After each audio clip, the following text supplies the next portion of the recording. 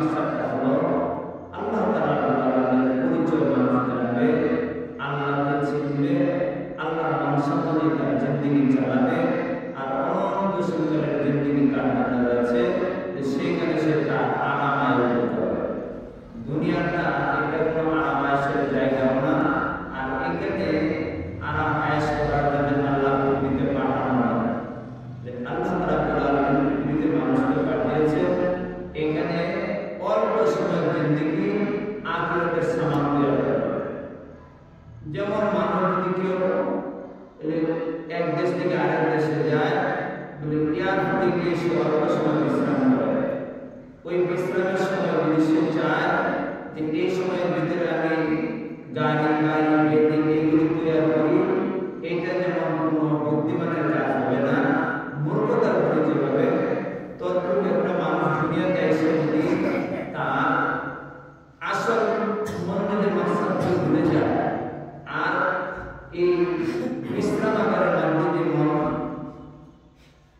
বিদেশ যাওয়াকে ভুলে বিশ্রামাগারের ভেতরে সে যে কাজকর্ম করা শুরু করছে, যেখানে বিল্ডিং বানাইতেছে, এখানে তৈরি করতেছে, আরাম আয়েশের জিনিস তৈরি করতেছে, যখন প্লেনের সময় হয়ে যাবে সে তো সঙ্গে সঙ্গে চলে যাবে বিদেশ, এখানে যে করছে যে সব অনন্ত।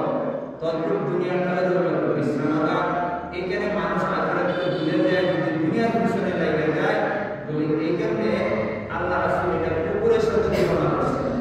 কুকুর যেটা দেখে সেটার পিছনে দৌড়ে, আখিরাত হলো মানুষের জন্য আসল ঠিকানা, আর দুনিয়াটা হলো ক্ষণস্থায়ী জায়গা। ক্ষণস্থায়ী জায়গা থেকে আখিরাতের সামান তৈরি করতে হবে। আর এই জন্য আল্লাহ রাব্বুল আলামিন মানুষকে দুনিয়াতে পাঠানো হয়েছে। দুনিয়াতে পাঠানো মাকসাদ যে আল্লাহ রাব্বুল আলামিন আলাদা কিছু পরীক্ষা নেবে, আর পরীক্ষার মাধ্যমে যারা ভালো করবে অনন্ত সুন্দরের জিন্দেগি তারা ভালো করবে। দুনিয়াতে যারা পরীক্ষা ফেল করবে অনন্ত সুন্দরের জিন্দেগি তারা কষ্ট করবে। এই জন্য নামাজকে বলা হয়েছে মেরাজ শুরু। আর আজকে রাত্রিটা হাদিস শরীফের ভিতরে বিভিন্ন আলোচনা আসছে, কেউ যদি আজকে রাত্রে মনে করে সারা বছর সে নামাজ পড়ে না, এরপর আজকে রাত্রে একটা ইবাদত করে সে জান্নাতে চলে যাবে, এটা তার জন্য বোকা। যদি বৃষ্টি হয়, বৃষ্টি হওয়ার কারণে যেখানে খাল আছে, পুকুর আছে, নদী আছে, বৃষ্টির পানির কারণে সব জায়গার পানি বাড়ে। কিন্তু যদি সে তার আসল মাকসাদকে ভুলে যায়, ফরজ নামাজ সে বাদ দেয়, আর আজকে রাত্রিতে সে মনে করে যে এই রাত্রিতে আমার জন্য কামিয়াবি রাত্রি, আগামীকালকে ফজরের নামাজ নাই, আজকে আসর নামাজ পড়ে ফজরের নামাজ পড়লো না, বলে পরের দিন 5 ওয়াক্ত নামাজ পড়লো না, এইটা তার আসল মাকসাদ না। এটা নফল ইবাদতের রাত্রি। এই রাত্রিতে যদি বৃষ্টি হয়, কালের পানি মারে, নদীর পানি মারে, বিলের পানি মারে, সাগরের পানি মারে, উপসাগরের পানি মারে, তদ্রূপ যদি একজন মানুষ ফরজ আদায় করে, ওয়াজিব আদায় করে, সুন্নাত আদায় করে, আর নফল করে, নফল যে যত বেশি করবে সে তত আল্লাহর প্রিয় হবে। তবে তার আগে সত্তর ফরজ আদায় করা, ওয়াজিব আদায় করা, সুন্নাত আদায় করা, এইগুলি আদায় করার পরে যদি সে নফলের যে যত বেশি করবে সে তত আল্লাহর কাছে চলে যাবে। শর্ত হলো ফরজ আগে, ফরজ আগে, ওয়াজিব আগে, সুন্নাত আগে, এইগুলি বাদ দিয়ে না। এই জন্য আমাদের প্রত্যেকের জন্য সিদ্ধান্ত নেওয়া উচিত যে আজকে রাত্রি হলো লাইলাতুল বরাত। লাইলাতুল শব্দগত রাত্রি, বরাতের ভাগ্যবতী। আজকে রাত্রি হলো ভাগ্যবতীর রাত্র। এই রাত্রিতে আল্লাহ রাব্বুল আলামিন অসংখ্য মানুষকে মাফ করে দেবেন। তবে কিছু সংখ্যক মানুষ আবার মাফ করবেন না। আল্লাহ রাব্বুল আলামিন হাদিসের ভিতরে বিভিন্ন জায়গায় বিভিন্ন মানুষের নাম আনছেন।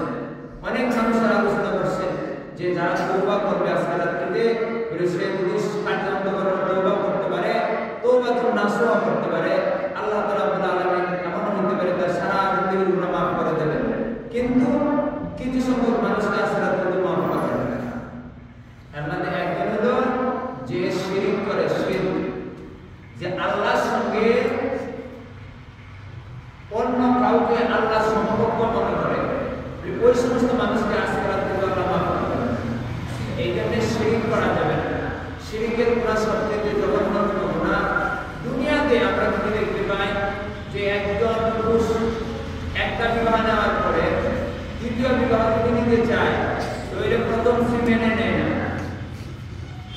কারণ যে আমি আছি আমার স্বামীর জায়গায় আরেকজন জায়গা নেবে, এটা স্বামী স্ত্রী মানে না। একের অধিক যদিও শরীয়তে 4টা পর্যন্ত বৈধতা আছে, যদি সে বরণ পোষণ কর্তা পশুদের সব করতে পারে, কিন্তু এরপরেও একের অধিক একজন স্ত্রী মেনে নিতে চায় না, কারণ তার সাথে অংশীদার সে ভালো পায় না। আর হাকিমুল হাকিমিন আল্লাহ রাব্বুল আলামিন, যিনি সব কিছু সৃষ্টি করছেন, আমাকে বানাইছেন, আমার পিতাকে বানাইছেন, মাতাকে বানাইছেন, সবাইকে যিনি বানাইছেন, বলে যিনি একমাত্র বানানো আল্লাহ, তার সঙ্গে যদি অন্য কাউকে অংশীদার সাব্যস্ত করে, আল্লাহ কিন্তু সবচেয়ে বেশি কষ্ট পান। এই জন্যে যারা আল্লাহর সঙ্গে তার সমকক্ষ অন্য কিছু মনে করে, তাদের গুনাহকে আজকে মাফ করবেন না। তাহলে 2 নম্বরে, যে সমস্ত মানুষ তার পিতামাতার অবাধ্য হয়, পিতামাতার অবাধ্য সন্তানকে আল্লাহ মাফ করবেন না। এই জন্য আল্লাহ কোরআন শরীফের ভিতরে বলছেন, ওয়াকাদা রাব্বুকা আল্লা তা'বুদু ইল্লা ইয়্যাহু। আল্লাহ রাব্বুল আলামিন এখানে 2টা কথা বলছেন, তোমরা আমার ইবাদত করো, আমাকে ডাকো, আমাকে স্মরণ করো। 2 নম্বরে বলছেন তোমার পিতামাতার খেদমত করো। ওয়াকাদা রাব্বুকা আল্লা তা'বুদু ইল্লা ইয়্যাহু ওয়া বিল ওয়ালিদাইনি ইহসানা। তোমরা আমি আল্লাহর ইবাদত করবে আর তোমার পিতামাতার সাথে ইহসান আচরণ করবে। ইহসান কি? ইহসান হলো দয়া, সুলভ আচরণ। এটা বিস্তারিত কোরআনে আয়াতে ব্যাখ্যা দিয়েছে। আমি ওদিকে যাচ্ছি না, শুধু এই কথাটাই বলছি, আজকে রাতেও পিতামাতার অবাধ্য সন্তানকে আল্লাহ মাফ করবেন না। এই জন্য পিতামাতার প্রতি প্রত্যেকটা মানুষের পিতামাতার খেদমত করা উচিত। কারণ যার মাধ্যমে পৃথিবীতে আমরা আসতে পেরেছি, আল্লাহ তাআলা বলেন, যাদের মাধ্যমে পৃথিবীতে আমাদেরকে পাঠাইছেন, তাদেরকে পৃথিবীতে যে যত বেশি খেদমত করবে, আল্লাহ তাআলা তার মর্যাদা তত বাড়ায় দেবেন। তৃতীয় হলো, ওই ব্যক্তিকে আল্লাহ মাফ করবেন না যে সমস্ত মানুষ হিংসা করায়, যাদের ভিতরে হিংসা বেশি সবচেয়ে বেশি হিংসা করায়, এই সমস্ত মানুষকে আল্লাহ মাফ করবেন। এই জন্য এই গুণা মানুষের মধ্যে সবচেয়ে বেশি। একজন যদি ধনী হয়, এটা আমার সহ্য হয় না। একজন যদি গরিব হয়, তাহলে আমি তিরস্কার করি, বলে আমার চেয়ে বড় হোক আরেকজন, এটা আমি চাই না। পৃথিবীতে এই অবস্থানটা অনেক মানুষের মধ্যে আছে, হিংসা করার মানুষকে আল্লাহ মাফ করবেন। আল্লাহ রাব্বুল আলামিন দুনিয়াতে পাঠিয়েছেন আমাদেরকে বলে দিয়েছেন কোন কাজগুলো করলে সে জান্নাতে হবে, কোন কাজগুলো করলে সে জাহান্নামে হবে। ওই জন্য রাসূল সাল্লাল্লাহু আলাইহি ওয়াসাল্লাম তার হাদিসের ভিতরে বলেন যে মানুষ যদি, এক হাদিসের ভিতরে বলেন 3টা আমলের কথা, আরেক হাদিসে বলেন 4টা আমলের কথা। এই 4টা আমল মানুষ করে এর রহমতের সাথে সে জান্নাতে যাবে। এই জন্য মানুষ যদি কাউকে পায়, প্রথমবারে সালাম দেবে, আসসালামু আলাইকুম। এই সালামের দ্বারা হয় কি? গুনাহ মাফ হয়, একে অপরের মধ্যে আন্তরিকতা তৈরি হয়। আর 2 নম্বর হলো আফসুস সালাম ওয়া আতিমুত তাআম, মানুষকে সাধ্য অনুযায়ী খানা খাওয়াবে, আদর আপ্যায়ন করবে। ওয়াসিলুল আরহাম, সে তার আত্মীয়তার বন্ধনকে অটুট রাখবে, ধরে রাখবে, অন্যের হক নষ্ট করবে না। মানুষ তো আজ এইটার মধ্যে সবচেয়ে বেশি, বড় ভাই মারা গেলে সন্তান যদি শুধু হয়ে যায়, এদিন থাকে, এদিনের বার বকর করতেছে, তাদেরকে ঠকাইতেছে। বড় ভাই যদি পূজা হয়, জ্ঞানী হয়, ছোট ভাইদেরকে ঠকাইতেছে।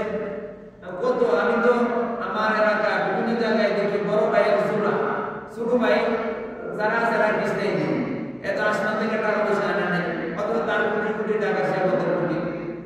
একই পরিবারে যৌথভাবে দেখতে জোড়া করা, সেটাও অনেক হিসাবের বিষয়। এই জন্যে অন্যের মাল আত্মসাৎ করা যাবে না। বোনদেরকে ঠকায়া বাইরা উপভোগ করতেছে, বোনদেরকে বিভিন্নভাবে মানুষ ঠকাইতেছে, হক যতটুকু দেওয়ার কথা ততটুকু দিতেছে না। যেমন যদি একটা বাড়ি থাকে, 1 কেয়ার, আর 2 বোন থাকে, 1 ভাই থাকে, তাহলে আধা কেয়ার তো 2 বোনের, আর আধা কেয়ার 1 ভাইয়ের।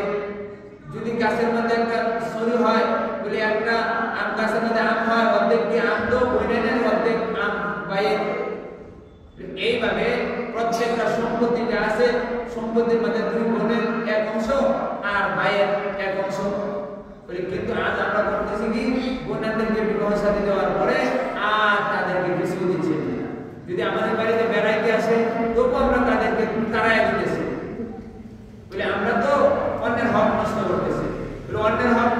পৃথিবীতে মানুষ যেভাবে চলুক না কেন, কবরের মধ্যে গেলে তার এই জন্য জবাবদিহি করতে হবে। আসরের মাঠে তার অবস্থা খুব বেশি খারাপ। এই জন্য প্রত্যেকটা মানুষের উচিত মানুষের হক থেকে নষ্ট করা থেকে নিজেকে হেফাজত করা। 4 নম্বরে আল্লাহ রাসূল বলেন, মানুষ যখন ঘুমায় যায় তখনকার সময় নামাজ আদায় করা।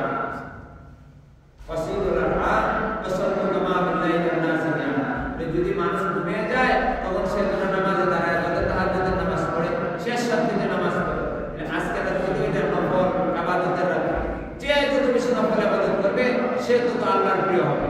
তো শর্ত হলো ফরজ আদায় করবে, ওয়াজিব আদায় করবে, সুন্নাত আদায় করবে। এই তিনটা আদায় করার পরে যে যত বেশি নফল করবে সে তত বেশি আল্লাহর কাছে যাবে। কিন্তু নফল শুধু করবে, ফরজ নাই, ওয়াজিবাত নাই, সুন্নাত নাই, আর নফল যে যত বেশি আদায় করবে না কেন, এটা শুকর আপনারা দেশে কি করে জানি না। পাতিল বাটে বা শুকরার নিচে যেমন খালি থাকলে কোনো ফায়দা নাই, কিছু তৈরি জলের মাছ জলে থাকে, পানির মাছ পানি থাকে, পানিতে গেছে কেউ মানুষ মাছ মারার মানে জালি নিয়ে বা কোনো জিনিস নিয়ে মাছ তৈতেছে আর পানি দিয়ে করতেছে, কারণ নিচে দিয়া তলা নাই, তলাবিহীন পাতিল, তলাবিহীন চুকরা, তলাবিহীন পাত্রের মধ্যে মাছ রাখলে যেমন সেটা থাকে না।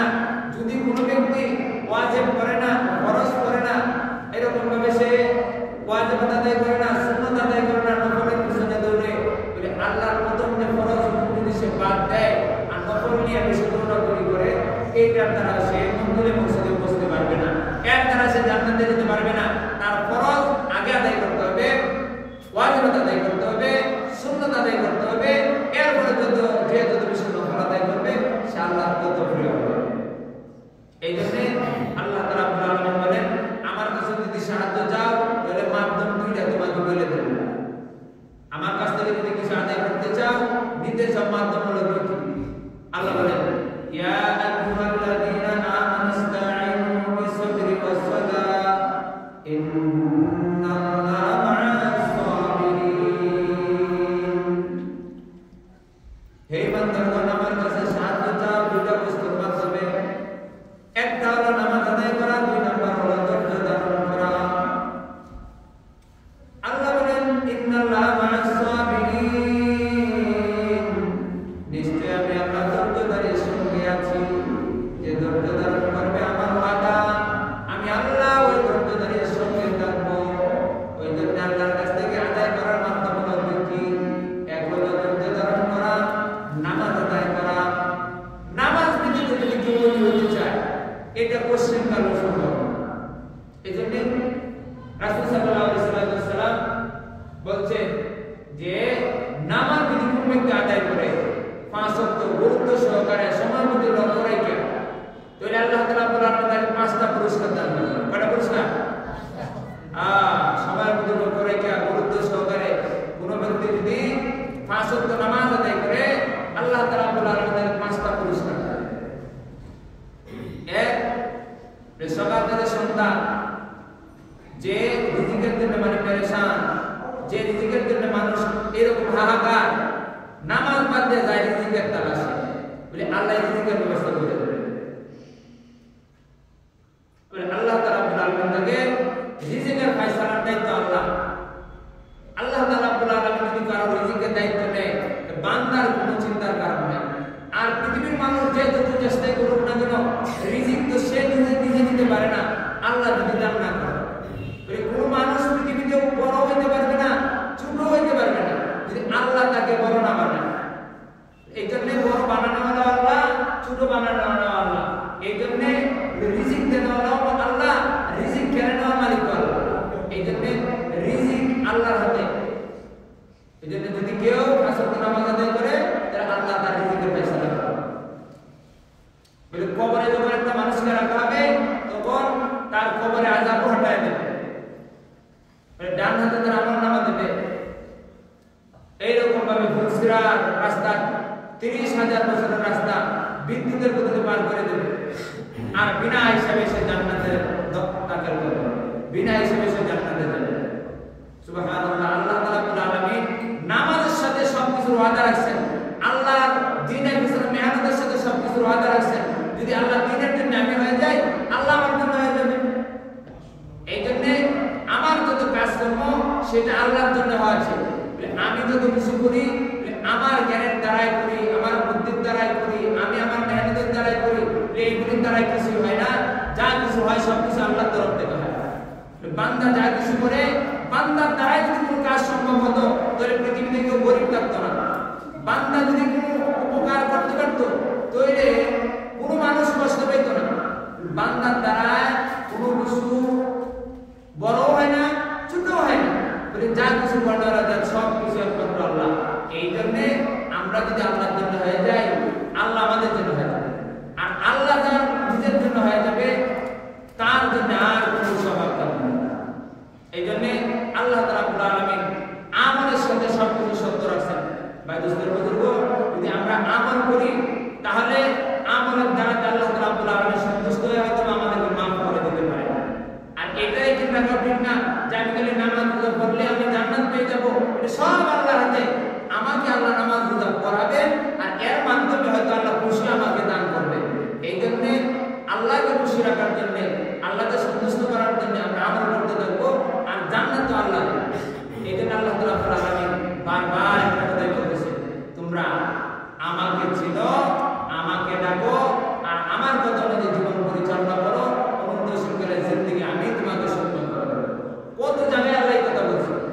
আল্লাহ রাব্বুল আলামিন বলেন, ইয়া আইয়ুহাল্লাযীনা আমানু তাকুল্লাহ ওয়া তানজুর নাফসুম মা কাদ্দামাত লিগাদ ওয়াত্তাকুল্লাহ ইন্নাল্লাহা খাবীরুম বিমা তা'মালুন। আল্লাহ বলেন, হে বান্দারা, তোমরা আমারে ভয় করো আর প্রত্যেকই ভাবো, চিন্তা করো মরার পরে জিন্দেগির জন্য কে কি নিয়ে আসতেছে, ওকে কি পাঠাইতেছে। এই কথা দ্বারা উদ্দেশ্য না আমরা, অর্থাৎ আমরা কবরের জগতে কে কি নিয়ে যাইতেছে এটা ভাবার কথা আল্লাহ বলতেছেন আমাদেরকে। এই জন্য প্রত্যেকটা মানুষের উচিত হলো আখিরাতের সামান তৈরি করা।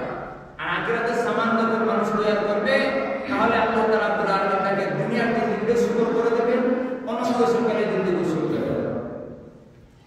আল্লাহ রাব্বুল আলামিন এই বারবার একই কথা বলতেছেন যে তোমরা আমার ইবাদত করো, তোমরা আমার কথা অনুযায়ী চলো, অনন্ত সুখের জিন্দেগি তোমাদের জন্য আমি রেখেছি। আল্লাহ রাব্বুল আলামিন মানব জাতিকে শান্তি দেওয়ার জন্য, সুখ দেওয়ার জন্য কত উসিলা তালাশ করবে যাতে করে সে জান্নাতে যায়, জাহান্নামে না যায়, জাহান্নাম থেকে বাঁচতে পারে। এই জন্য হাজার উসিলা তালাশ করবে। কিন্তু মানুষ যখন তার মূল বিষয় বাদ দিয়া শাখা প্রশাখার দিকে যাবে তখন তার সব কিছু নষ্ট হবে। এই জন্য আল্লাহ রাব্বুল আলামিন অপর আয়াতের ভিতরে বলতেছেন,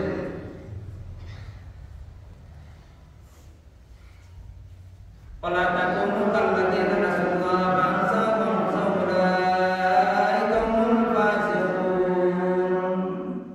তোমরা তাদের মধ্যে হইবে না যারা আমি আল্লাহকে ভুলে গেছে। এই জন্য আল্লাহকে যারা ভুলিয়া যায় আল্লাহ রাব্বুল আলামিনও তাদেরকে ভুলিয়া যায়। আল্লাহ রাব্বুল আলামিন ওই সমস্ত মানুষকে যারা আল্লাহকে ভুলে যায় আর ভুলে যাওয়ার কারণে আল্লাহ রাব্বুল আলামিন তাদেরকে মোহর মেরে দেন। আল্লাহ রাব্বুল আলামিন প্রত্যেকটা মানুষের জন্য অনন্ত সুখের জিন্দেগি, জাহান্নাম থেকে বাঁচানোর জন্য বারবার ডাকেন, তোমরা জাহান্নাম থেকে বাঁচার জন্য আমার দিকে চলে আসো। মুয়াজ্জিন ডাকে, হাইয়া আলাস সালাত, আমাদের দিকে আসো, হাইয়া আলাল ফালাহ, কামিয়াবির দিকে আসো। কিন্তু মানুষ যখন আল্লাহর ডাক শুনে না, আল্লাহর কথা মানে না আর নাফরমানির দিকে যায়, তার আমলের মাধ্যমে সে জাহান্নামের দিকে যায়। এই জন্য প্রত্যেকটা মানুষের উচিত আল্লাহ রাব্বুল আলামিনকে স্মরণ রেখে সব কাজ করা।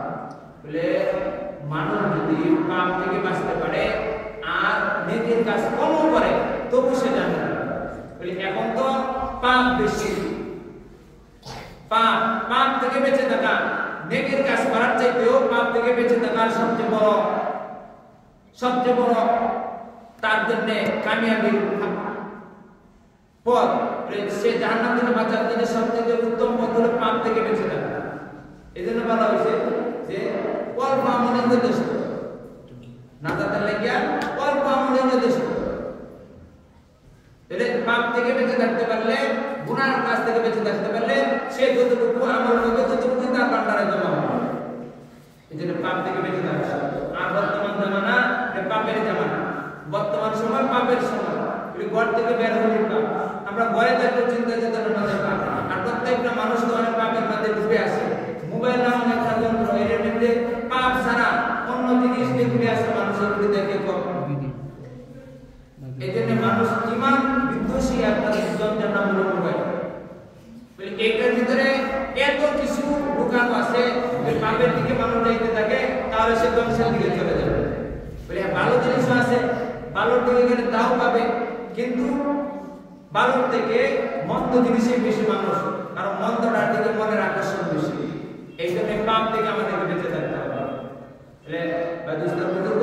পাপ তো এমন একটা জিনিস, যে জিনিসটা মানুষকে আস্তে আস্তে আস্তে আস্তে আস্তে আস্তে ধ্বংসের দিকে নিয়ে যায়। আর পাপ যারা করে তারা নিজেরা বুঝে না, কিন্তু অন্যরা ঠিকই বুঝে। আমি হালকা একটা ছোট্ট একটা বিষয় আলোচনা করে বুঝতে, আমি এক সময়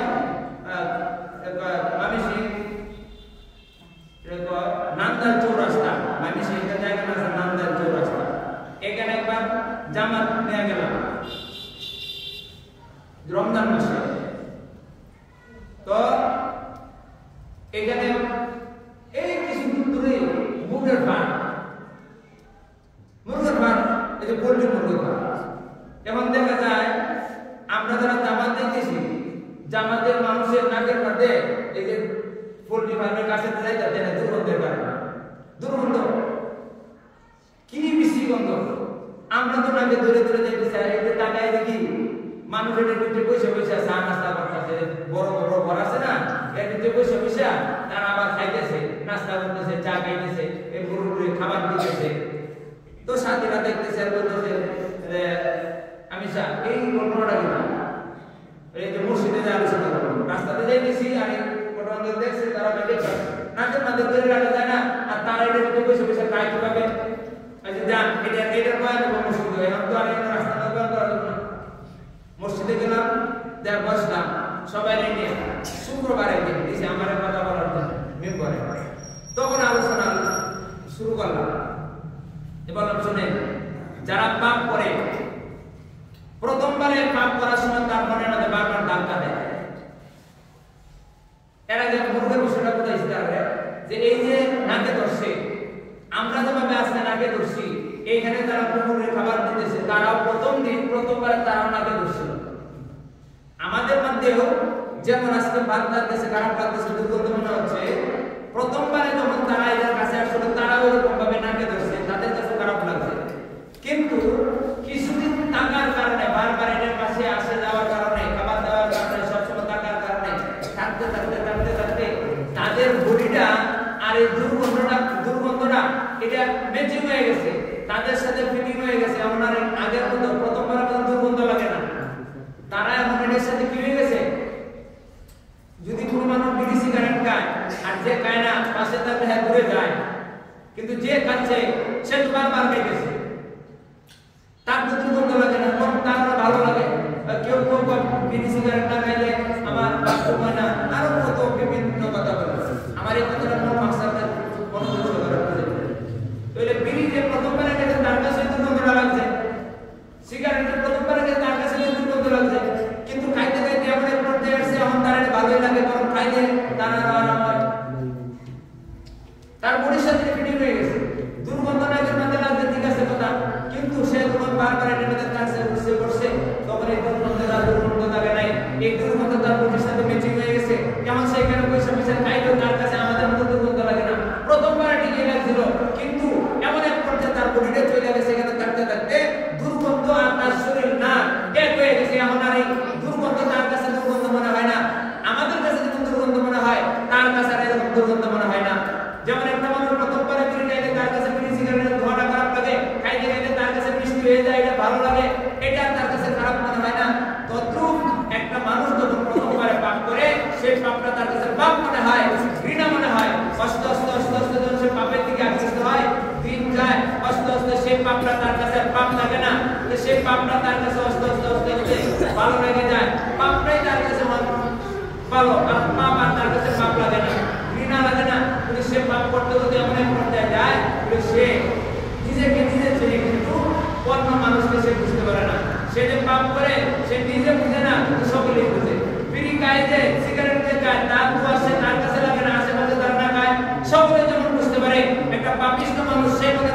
পাপ করতেছে কেউ বুঝে না, তার পাপের গন্ধ চতুর্দিকে ছড়ায়। যারা পাপ করে না তারা বুঝে। আমার কথাটা একটু হয়তো আপনারা কিভাবে বুঝেন জানি না। যারা নেককার পরহেজগার মুত্তাকি তাদের কাছে যখন একটা পাপী মানুষ যায় তখনই তার কাছে বিভিন্ন আলামতের দ্বারা প্রকাশ পায় একটা পাপী, এরকম অপরাধী। আমি একটা উদাহরণ দিলে বুঝবেন।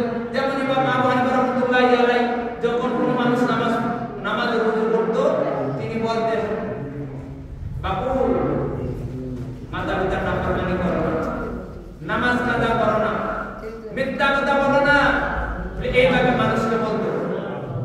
তাহলে তিনি কিভাবে বুঝতেন যে মানুষটা উযু করতেছে আর সে পিতা মাতার নাফরমানি করতেছে? এটা দেখা যায়।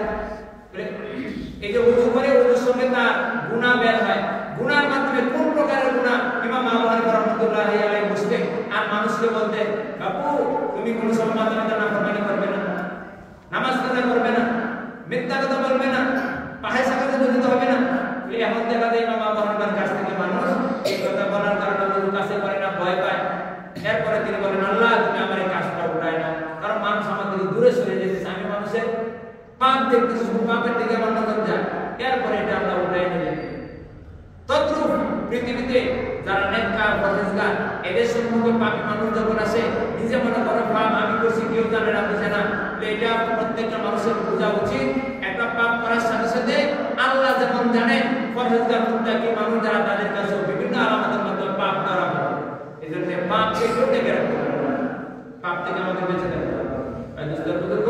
পাপ থেকে যদি আমরা বাঁচতে না পারি, অন্তর পাপের মধ্যে সব সময় জড়িত। আমরা চোখের গুনাহ হচ্ছে, হাতের গুনাহ হচ্ছে, কথার গুনাহ হচ্ছে, দেহের গুনাহ হচ্ছে, চিন্তা চেতনার গুনাহ হচ্ছে। এই গুনাহ থেকে আমাদের পরহেজ করতে হবে, গুনাহ থেকে পরহেজ করতে হবে। আর গুনার কারখানার ভিতরে আমরা আছি, এটা থেকে আমরা সরতেও পারবো না। কারণ আল্লাহ তাআলা রাব্বুল আলামিন আমাদেরকে পাঠাইছেন এই পৃথিবীর বুকে, এই পৃথিবীর ক্ষেত্রটা হলো গুনাহ। এইখান থেকে আমাকে অনন্ত সুখের জিন্দেগি সামান তৈরি করতে হবে। যেমন যদি কোনো মানুষ একটা কাঁটাযুক্ত রাস্তা দিয়ে চলে, তাহলে তার কাপড়কে গুটায় এসে চলবে, যেন কাঁটায় তাকে আটকায় না রাখে। ছোট্ট সরু একটা রাস্তা, দুটো পাশে যদি কাঁটা থাকে, তাহলে সতর্কতার সহিত মানুষ চলবে যে আমার কাপড়ের মধ্যে কাঁটা ধরলে জমে যেতে পারবো না। এই জন্য সব সময় সে সতর্কতার সহিত পা ফেলে কাপড় গুটায় রাখে, সে সতর্কতা চলে আস্তে আস্তে আস্তে আস্তে সামনে যায়। তদ্রূপ পৃথিবীর মধ্যে যদি মানুষ যায়, এইখান থেকে অনন্ত সুখের জিন্দেগি সে তৈরি করবে, সামান তৈরি করবে। এই কাঁটাযুক্ত রাস্তার মধ্যে চলতে গিয়ে যেমন সতর্কতার সাথে চলে, তার থেকে হাজার গুণে সতর্কতার সাথে চলতে হবে দুনিয়ার বুকে। পাপের বেলায় পাপ তো সব জায়গায় ছড়ানো আছে। এই পাপ থেকে বাঁচার জন্য আল্লাহর কাছে বারবার দোয়া করতে হবে, আল্লাহ তুমি আমাকে পাপ থেকে বাঁচাও। মানুষ কোনোদিন পাপ থেকে বাঁচতে পারবে না যে আল্লাহ মানুষকে হেফাজত না করে। এই জন্য বারবার আল্লাহর কাছে বলতে হবে, ও আল্লাহ তুমি আমাকে পাপ থেকে বাঁচাও, তুমি আমাকে পাপ থেকে বাঁচাও, তুমি আমাকে পাপ থেকে বাঁচাও। পাপ থেকে যখন মানুষ বাঁচার জন্য বারবার আল্লাহর কাছে বলবে, তওবা করবে, আল্লাহ তাআলা পুরো আলামিন হেফাজত করে, আল্লাহ তাকে হেফাজত করবে। এই জন্য দুনিয়াটা হলো এমন একটা জায়গা যেটার মধ্যে সদা সর্বদা সতর্কতার সাথে চলতে হবে। আমরা বাহ্যিক সুরতে দেখতেছি অনেক ঘটনা দেখা যায় যে মানুষটা তো পাপের মধ্যে আছে, ভাই বুঝতে বুঝবো আসলে সে কি শান্তির মধ্যে আছে না কষ্টের মধ্যে আছে, পাপের মধ্যে আছে না ভালোর মধ্যে আছে, এটা অনেক সময় আমরা বুঝতে পারবো না। যে যেটার মধ্যে আছে, যে যে অবস্থার মধ্যে আছে, সেটা সে জানে, তার আল্লাহ জানে। অনেক সময় দেখা যায় গুনার ভিতরে দেখতে হাজারো মানুষকে সে হেদায়েতের পথে আনতেছে, গুনার ভিতরে বসে বসে গুনাহ দেখে সে অন্যান্য মানুষকে ইবাদত করতেছে। আর শান্তি আর অশান্তি দেন ওয়ালা মালিক আল্লাহ, বলে শান্তি আর অশান্তি এই অন্তরের মধ্যে ফিট করার মালিক আল্লাহ। বলে কে শান্তি দেয় কে অশান্তি দেয় এটা পৃথিবীর মানুষ বুঝে না। যেমন একজন মানুষ রাস্তায় চলতেছে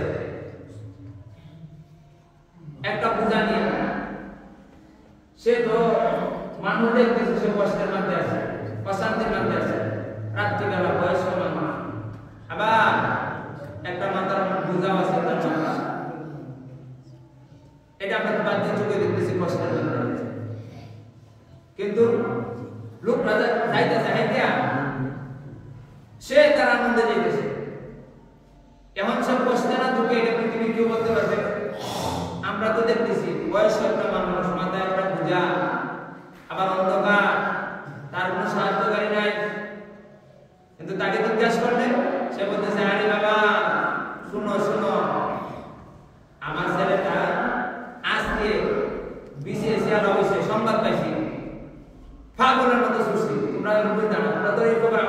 তো জানো না, বাহ্যিক সুরতে দেখতেছি সেটা কষ্ট পাইতেছে, কিন্তু অন্তরের ভিতরে জান্নাতে কি আছে আরেকটা আনন্দ ঢেউ উঠেছে।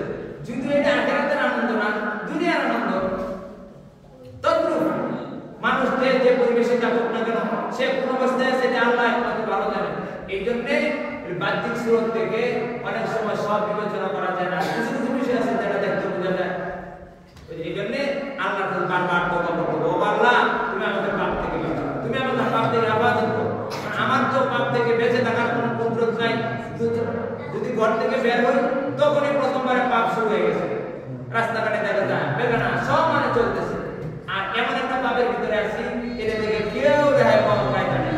এই জন্য যে যত পারি আমার মধ্যে চোখকে নিজেকে হেফাজত করতে হবে, অন্তরকে হেফাজত করতে হবে, নিজেকে চেষ্টা করতে হবে, বারবার চেষ্টার মাধ্যমে পাপ থেকে বেঁচে থাকতে হবে। কত মানুষ পাঞ্জাবি টুপি সুপা পরে চলতেছে সারা রাত ধরা, বলে আমি মোবাইলের পিছনে নেকেট ছবি দেখতেছি, কেউ জানে না।